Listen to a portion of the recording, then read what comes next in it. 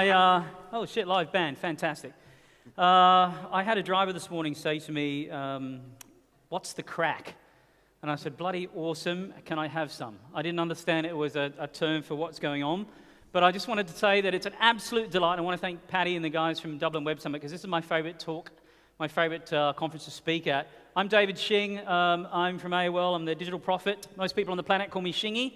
I've got 15 minutes to get some shit done, so shall we? I want to kick this off. I can't wait to sit where you are, because there's going to be amazing speakers today. They're going to speak about some amazing stuff. So I'm going to broadly talk about some stuff that I think is really hot, and then talk about some things that I think is going to happen next. So let's get cracking.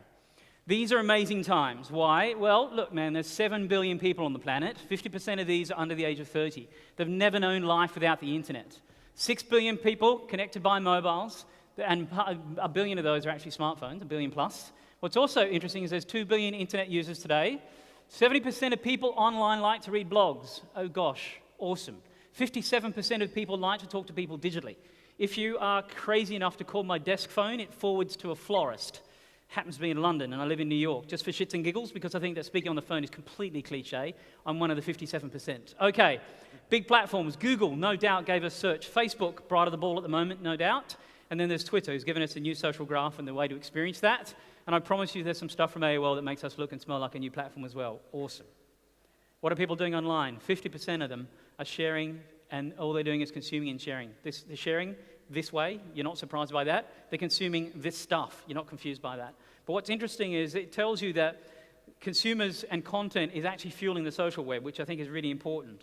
We've grown out of the information age into the social age. Amen to that. This is the image of the moment for me, no doubt.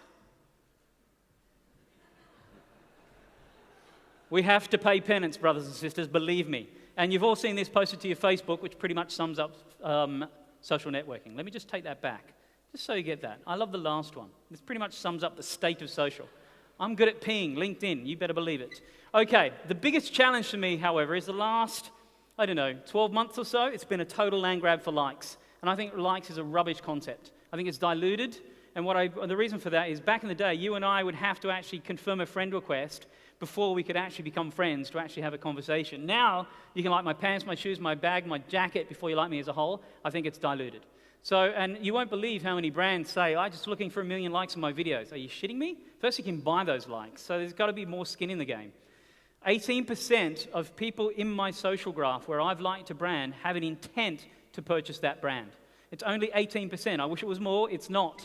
So if you are seeing a brand in my social stream and you're part of my social stream, it's 18%. I wish it was more.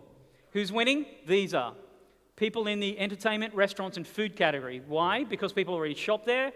They love special deals because we love to get discounts, and we want to feel special. That's the insider knowledge. So they're the 3 ways to make sure people enjoy you when you do actually like. This is social bad in my mind. This is KLM Airlines. You can actually now choose a seat next to you by looking at your Facebook and your LinkedIn profile next to the person sitting next to you. That's human stalking for you right there. There's going to be a backlash in that world in my mind. We have to be careful about what we take away from our social networking and actually what we post. So back in the day, our PR division, who initially set up our social networking, said, let me broadcast. Now the marketing guys come over and said, let me take it over. And now we have to be very careful about what we remove, and we have to be careful about what people say elsewhere in the social networking. Hence the reason I think there could be backlash. This is Social Brilliant. This is the country of Sweden, and we're all very protective of our social stream typically. These guys basically said, look, if you want to actually be the voice of Sweden, we'll give you the account for a week. Love it. This is brilliant. This is Burberry. So they understood that millions of people were following them over London Fashion Week. So they wanted to treat them like VIPs. So how did they do that? They took photos of models right before they stepped onto the catwalk and tweeted it out before the likes of Anna Wintour got to see them, which I think is absolutely brilliant because it creates people and gives them a nice VIP environment for them to hang out in. However, I do think we need to pause for a moment. I do believe the web and digital is completely overwhelming. There's so much coming out to us in media. We're still spending 4.4 hours a week in our email. We're surfing to 30 websites on average a month, so brands matter. So it's completely overwhelming. And then we've also got all this media that's being bombarded at us. Then I think it's completely underwhelming because search doesn't do what it used to do. You can't find stuff anymore. So given that, I think we're having too many friends, we have too many followers, we're following too many people. Consumers are confused. I'm certainly confused. And I think that defriend and unfollow will be a trend. So I think what you'll do is go through your social graph and you're going to skinny it down to what matters, because it's not about size, it's about influence. How do you actually encourage somebody to want to pass your brand around? I'm trying to get my social network down to who's going to pick me up from the airport, man. That's all I give a rat's about. But I'm not quite there yet.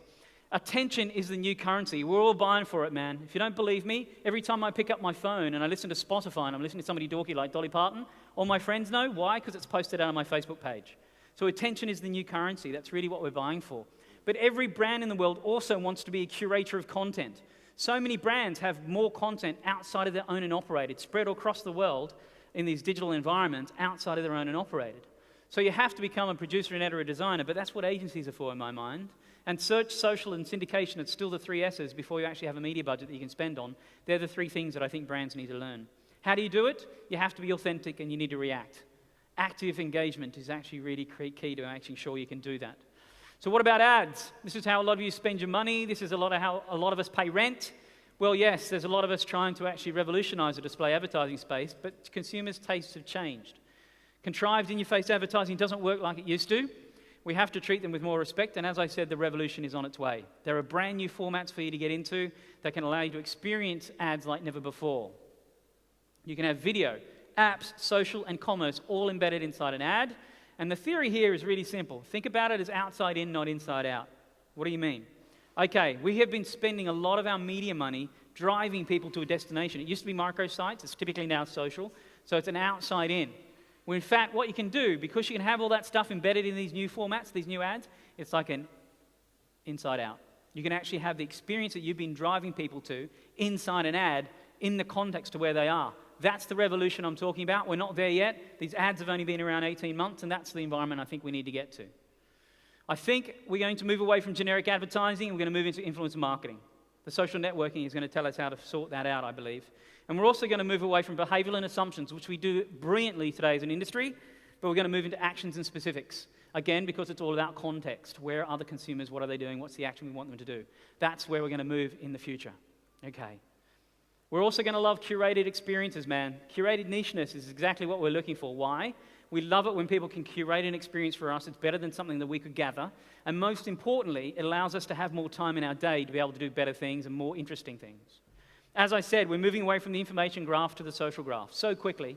However, we're moving to context or interest. What does it mean? Well, it means that we're seeing niche sites go mainstream, a la Pinterest in the last 18 months. And we're seeing mainstream sites go niche, a la Twitter, who are looking at getting people to talk offline, not just online. So we're looking at this niche environment that we're in now. That's kind of the world we're in. Digital behaviors have also changed. Yes, brothers and sisters, we have been in the game of entertainment and information for many, many years. But the new is providing utility. That's where the hook is, because if without brand utility, people actually aren't going to engage in your brand the way you want them to, in my mind. And please stop calling this bloody thing the second or third screen. It's clearly the first screen. Nobody walked in here with a bloody television. So let's get it in our heads. The 3-inch screen rattling around in our pockets is the first screen. We should be spending more money in mobile. But why? People are downloading fewer apps, but they're spending more money on it. That's the utopian moment for us. Don't sit there and think, I'm just going to build an app that'll sort out the problem. No way in hell. We're having app fatigue. So you have to be smart about how you're going to market that. It's no longer 2007. Sorry. Location is critical. Location, location, location. The when, where, and what I'm doing. Those experiences are amazing when it comes to mobile. Why? Because as marketeers, you're aware of what they're doing in the context of what they're doing, and all this beautiful stuff you're going to hear about today, which is data, there's plenty of it. So that's the experience for you. What about this bloody thing? Lean back, lean in to lean back. Okay, for the last 25 years, we've been sitting on a sofa pointing our remote controller at the TV. That's lean back. Lean is hunched over desktop, bad backs, all that sort of rubbish. That's the leaning culture we're talking about. I think we're going to a lean back culture. Back on the sofa, pointing our remote controller at the TV, but now we have a 10-inch something burning a hole in our crutch as well. That's the lean back culture I'm talking about. Is it important? Hell yeah. 50% more spend on than smartphone users and 20% more spend than desktop users already. This category is relatively new. They love sales, high conversion rate, and higher order value. They spend more money. It's a 10-inch screen, man. There's something about it that makes you spend more money. You know that women rule the world. Amen to that, brothers and sisters. But where men have a higher penetration than... Ooh, can I get away with it? Yeah, okay, let's run with that. Where men currently have a higher penetration than women is tablet usage. So if you're going to target men, you bloody well better have a great tablet strategy, because at the moment we're the ones who are jamming more on that product than women are currently. Participation is going to move way beyond comments, which is the only way we really participate today.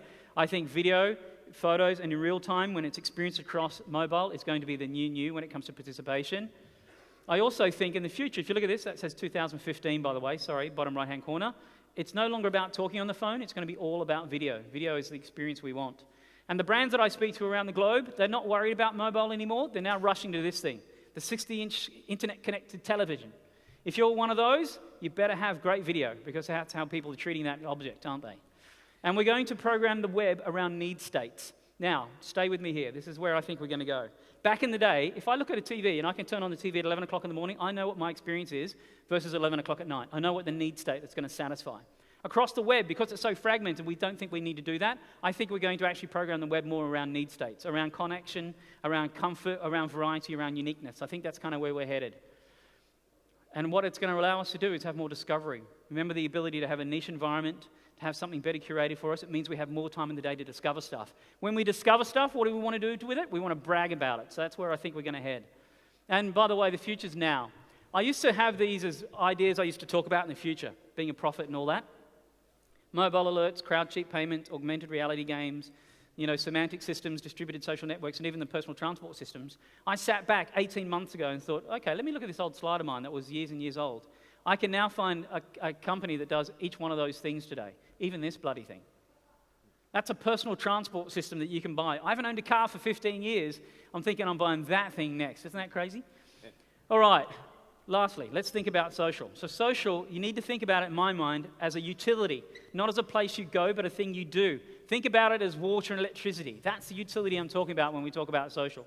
And commerce, if we don't get it right, brothers and sisters, it's going to stink like this. Amazon affiliates, plus Twitter, plus Amway. Multi-level marketing. It's going to feel like this whole friend of a friend of a friend in social design is going to come back and bite us in the ass. My all-time favorite image, by the way. I'm loving the dog, bottom left-hand corner. Totally my thing. Right. I'm an old artist. Red, blue, yellow are the three primary colors that make up every single painting in the world. How about that $125 million worth of paintings that got stolen?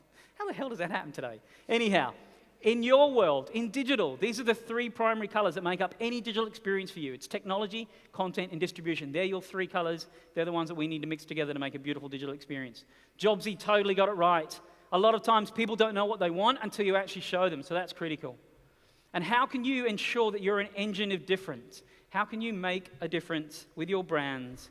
And how can you go out there swinging and be an engine of difference? Well, you need to be better experienced experts. It's no longer about top 10 ComScore. It's now about where are the people doing, what's the context they're in, how they're doing it, and what they're consuming.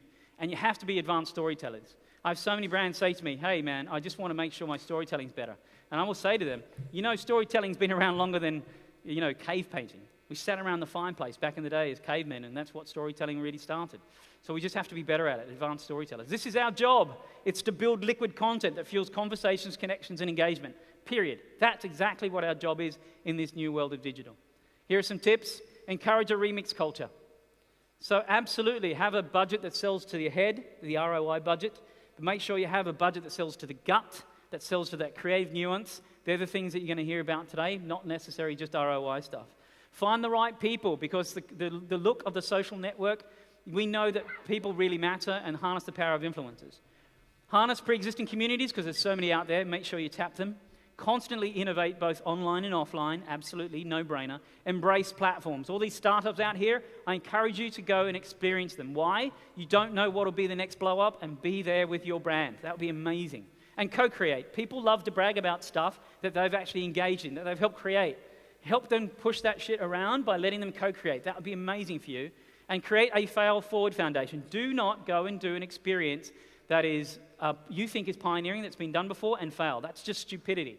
Go out and fast fail and pioneer on stuff and fail, because you will be forgiven in it, in my mind. I will not be the last person today. I wanted to be the first person to say, I'm sure you're going to see this dude more than once today. I've nothing more than say, that shits and giggles, isn't it? That's me. Thank you so much for your time. I'm hanging around not just back there. I'm out tonight drinking with you lot who I'd love to have a cocktail. They're my deets. That's my handle. Thank you so much, guys. It's been an absolute pleasure. Cheers.